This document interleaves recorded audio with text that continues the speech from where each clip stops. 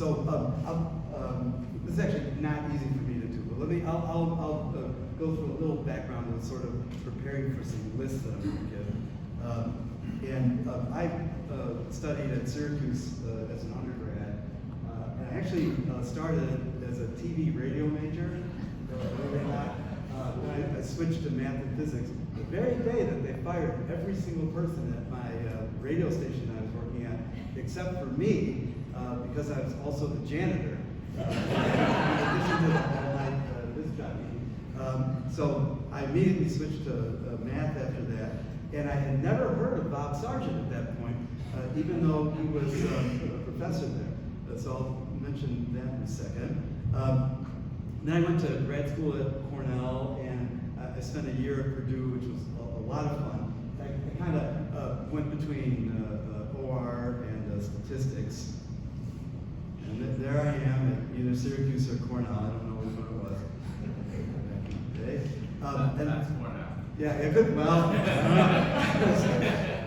and then in terms of employment, I had these short radio jobs. I think it was Super Radio 14 FBL. It was not a success. And then I tried out for the NBA, but it didn't quite work out. Maybe my jump shot wasn't what it should have been. And then my only permanent job has been at Georgia Tech. It's been a long time. But I've, of course, gone to a lot of other universities, but I always come back to Tech. Syracuse and Georgia Tech. And they play each other because they're in the same league these days. So when they're doing that, I always root for the Orange Jackets, and I can't lose. I'll skip over to Cornell for a second. And my advisor was Lee Shrubin, absolutely wonderful guy, and I had a lot of fun with him. He was a terrific advisor. Kind of, I don't know anybody who's had sort of more ideas in different areas than Lee. And he'd let you go off and do what you wanted, but he would always check on you and have a lot of meetings. And it was a really nice way to have an advisor. And I got to meet all sorts of cool people. I'll mention them as I go. I remember the first conference we went to, must have been in 1982. I got to meet Harry Markowitz, and I gave him some advice on portfolio analysis. And I think that's where I met Bruce for the first time. Is that right? I gave you aspirin, and you had a headache. I remember that. Possibly for me. But it was really, really nice. I had a lot of fun. And I remember it was in Newark, New Jersey, but somehow it wasn't so bad because we had all these nice people there. America's vacation land. And so because of Lee, I eventually got to go to Purdue the next year, and I'll come to that in a minute, but that was fun. I think one day, Bob Sargent took a left on Route 81 up in New York when he normally would have taken a right, and he ended up at Cornell for a year. And he was actually the first guy to teach simulation. He taught my first simulation class, and I was probably headed to sort of pure statistics at the time, but in fact, that kind of got me interested in the field. And Susan, you were in the class, right? Yeah. Of course, she decided because of that class to go to statistics, I guess. Nice going, Bob. It was really fun, and nothing. I said nothing bad about it. But it was a great class, and I talked with Bob about sports, and we still do stuff together and do some research. It's really fun working with Bob to this day. And then the other Bob, sort of my stepfather, was Bob Beckhofer in ranking selection, and he kind of a completely different way of doing things than Lee. He ended up being Susan's advisor, but he was a real great guy as well, kind of a fatherly figure.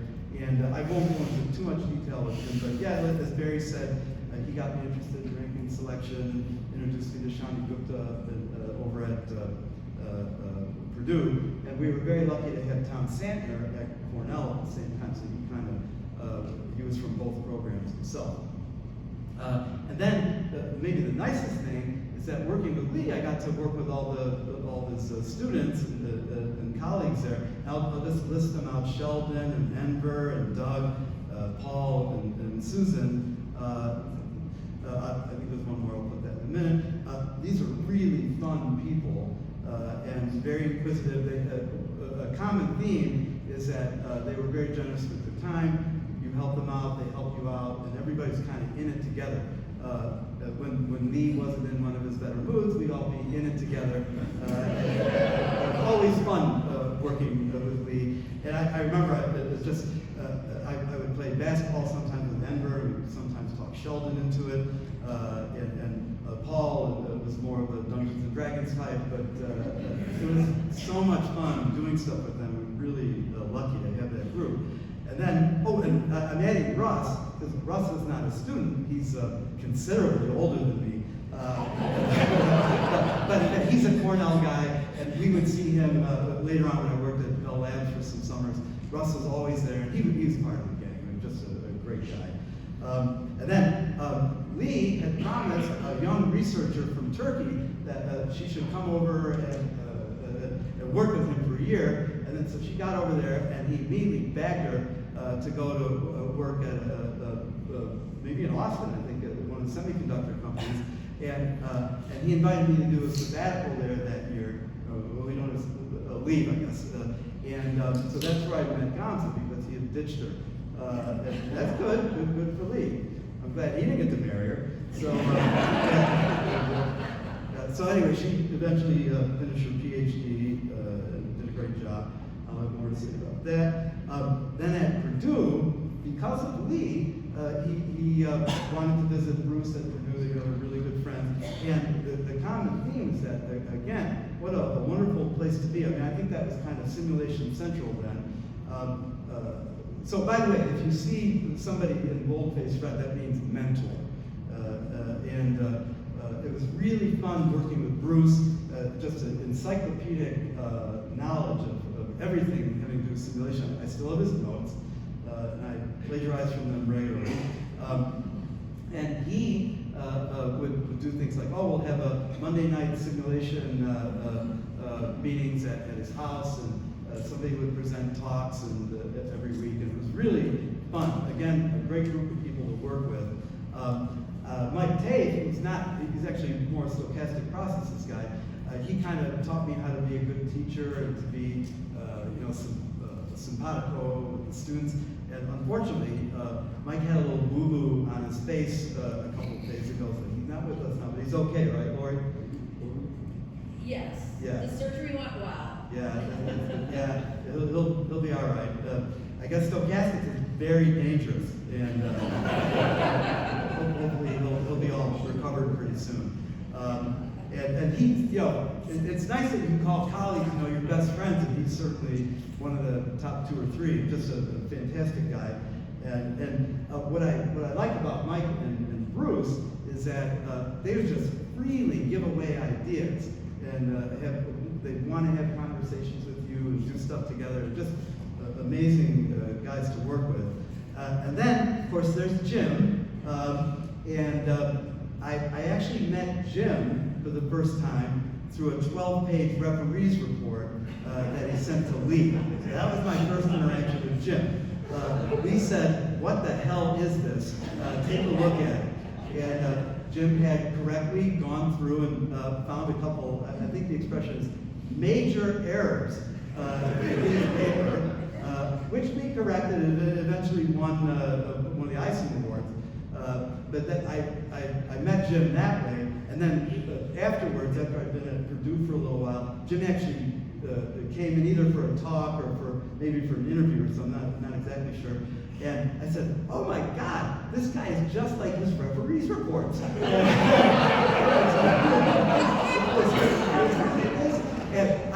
it's very typical, so maybe I will too. How many people have been introduced to Jim via a referee's report? I mean, it's just, not as many as I thought. I mean, he's affected many of our lives. So anyway, and I, of course, subsequently been working with him a lot. Then again, lifelong friends at Purdue. Again, it's the same kind of wonderful gang.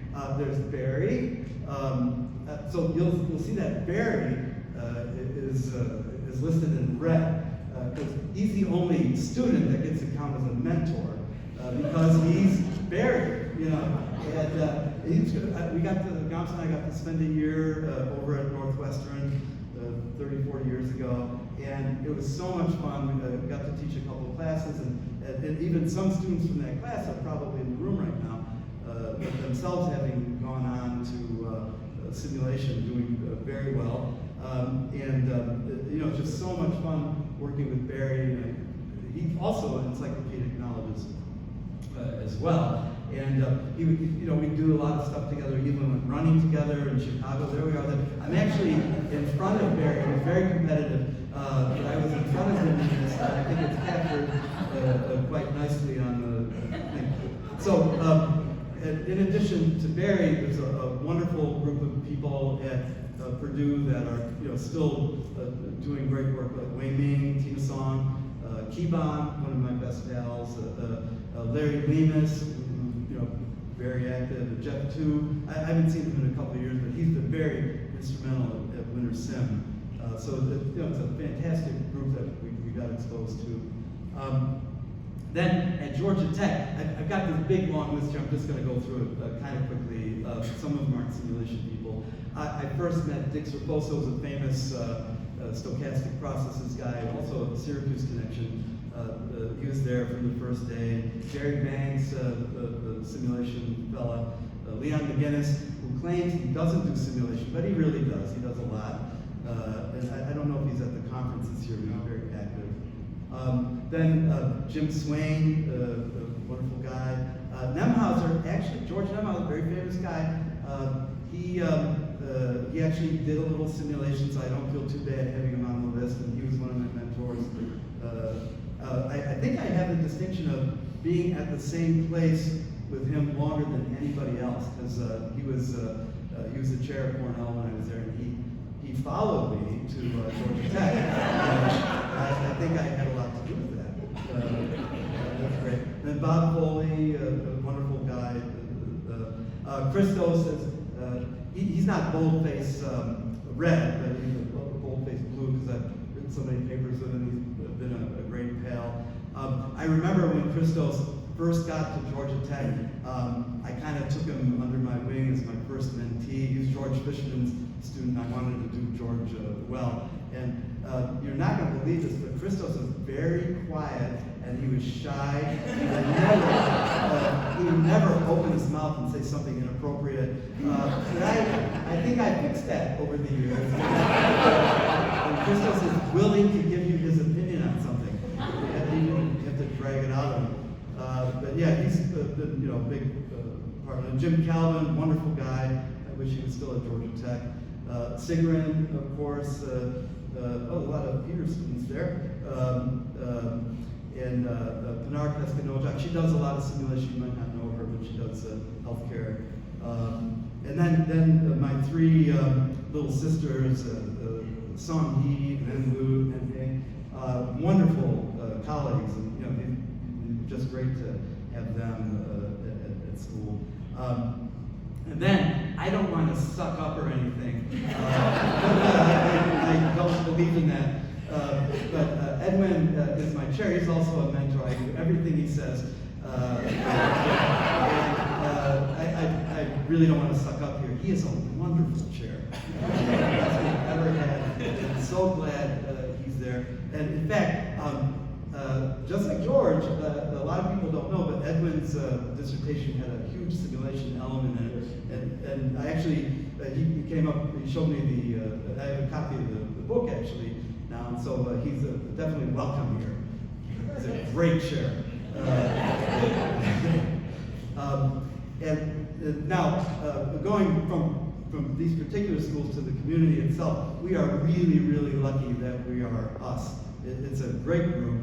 And of course, I'll start small with my gang of five, Jim and Christos and my buddy Kamal Dingic over in Istanbul, and Anoop Mokashi. We've done a lot of papers together. It's been a lot of fun writing with them. And the good news about how these people are distributed around the world at any time is that Jim can call up anybody 24 hours a day, and somebody will be available to listen to him, which is great. And it just matches up with the time. And then my buddy Marcus and Angel and the logistics and supply chain folks, that we do have sort of a parallel track usually over here at Winterson. They're just wonderful guys. Then Lou Hay, of course, we all, we miss him. And then, sort of my simulation active friends, Lori and Ann, they've been, I normally say, well, Lori is a bonus from Mike Tate, but that's not true. She stands alone, and Ann was one of our students at Georgia Tech and just became a friend after all these years. And it's really nice how successful she's been. It's just wonderful to have these two as friends. In general, I'm going to just make a little caveat here. I cannot list everybody. It's not possible, and I apologize if I've left somebody off. I really, truly mean that. But even though we have very high standards here, and refereeing is tough on some of the papers, I have to say that these people that I've listed, among others, are very kind. For senior colleagues, they're not crotchety and they just don't go, giving trouble to people. It's a great group of people. And yes, Shane, you are senior, you're very old. So, but it's just a great group, and we're lucky to, and again, I apologize if I didn't put you on the list, but it really, you kind of get the idea here. And then the Young Turks are, again, same caveat. What a great group of people who are going to keep on going here. Just a really nice list. Okay. So let's see. I have a number of things to be thankful for, so I'm going to brag about a couple awards. Is it just a couple awards? Yeah. No problem. So first of all, I was awarded the Certificate of Marriage by the state of Georgia, and my co-recipient was Gamza. This is a good one. I don't see how she puts up with me. Then a little later on, I was awarded the title Dad Sub 1 by Dennis, and Gamza was the co-recipient. I was the first author, though. And then I was awarded the title Dad Sub 2 by Mina a couple years later, and Gamza again was the co-recipient. And here's a picture of Dennis and Mina, nice kids. And they're not fighting each other. And then a couple more things. This is a true thing. I was the inspiration for the fictional sexy professor David Cohen in the two thriller novels by Linda Whitaker. And there I am with the author. It kind of makes sense, don't you think, Dom? Okay. Let's see. Then, of course, I have a big interest in the Zombies, which is this old musical group. I like them all. In fact, they recently lifted the restraining order on me, so I can go see them again. Does anybody know what this is right here? Yeah. What is it? Well, Liz knows. Yeah. That's the Zebra Crossing from Abbey Road. That's Abbey Road, right? Yeah. And there I am with one of the bass guitarists, and this guy right here in the lower right says, "Who's your daddy?" That's where the expression comes from. That got from his T-shirt. Comes from his T-shirt. And there's right in front of the Abbey Road studio, so I'm happy about that. And then, oh yeah, travel. We can go to Turkey a lot and Greece and all. That's a lot of fun. So apparently, at that washroom, there's no self-service, and I was a little confused. Kind of strange. And then this is me in Greece. That's the Olympic Stadium, right here. Yeah, and I just finished the marathon. And then this is just a beautiful meal in Turkey, and there's Mina. We have a lot of fun going over there. There's Istanbul. There's the kids when they were little, looking over the sea. Very nice. So I'll kind of conclude, but I'm very thankful for my students. I think Joseph is around today or here, and I don't know if the former PhD students are around. I don't know if Ignacio is here, but it's. I should put more of an emphasis on these are the people that keep you young, obviously. Do I have time for a 2-minute video? Is that all right? We have and time. will the sound come on, do you think? Yeah, sure. Let's find out. So I'll just show you an actual student evaluation that a kid did about 4 years ago, because I thought it was really super nice of him. Let's see if I can. I hope I don't get a nasty commercial on the right here, because you never know. Okay, so this is an interview with this. I hope we can hear this, but let's see. So I know you had Dr. Goldsman for your class. How would you describe him as a teacher? He's very nice. He definitely gives out a lot of good grades. I remember one time in simulation class, lots of around the grade too, which I appreciated. Well, so but how was he as a teacher? How did you come out of class? Stochastics. I also came out with an A, which was fantastic because I was hanging around the CSU plus the entire semester. But right at the end, I got bumped back up to an A. Not from other students, but what you feel you got a lot of that? Did you learn subject matter well? Was he an expert in When I took advanced simulation with Dr. Alex Hoffman, I was actually failing almost the entire semester, but right in the end, Dr. Goldsman actually taught me to rounding my grade up from a 31 to an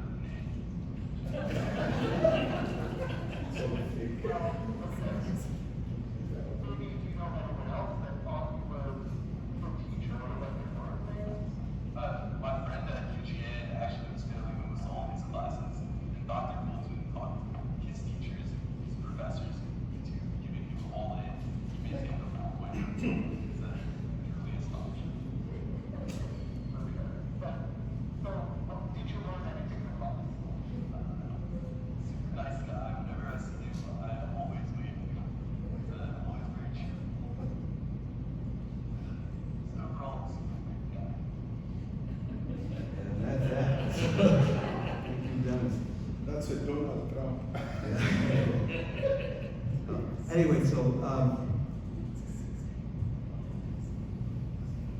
I think that the most important thing is that, the colleagues and the friends and I-Sim have, just Winter Sim have been the two best outlets for that, and I'm just really grateful that I had the opportunity to work with everybody all this time.